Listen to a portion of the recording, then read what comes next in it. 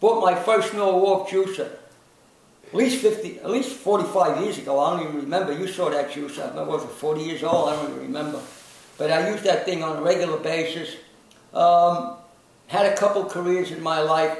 I was a pilot on the boats, and went to school, studying nutrition on and off. Did studying 15 years. I've always been studying.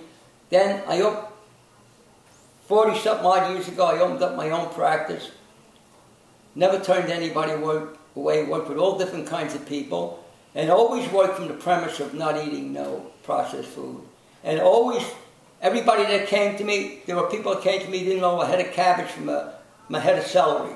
So I didn't have the luxury of having people come to me and I was going to put them on the optimal diet. It wasn't going to happen. Although there were plenty of people that did that. And of course I was very lucky to be exposed to guys like Christopher Jan Kershaw many, many years ago, starting back in the 40s, who really looked at this stuff objectively. And guys like Stanley Bass, who's been a searcher his whole life, he's still alive. He's in his 90s. He's got to be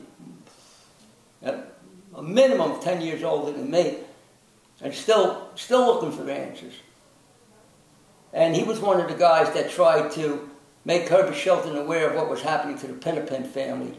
And they did well for 2 or 3 generations, and then everything started to go wrong. They ran out of their reserves, and they ran out of they started to realize that they had to expand the diet a little bit, and they did that with blended salads and some other things.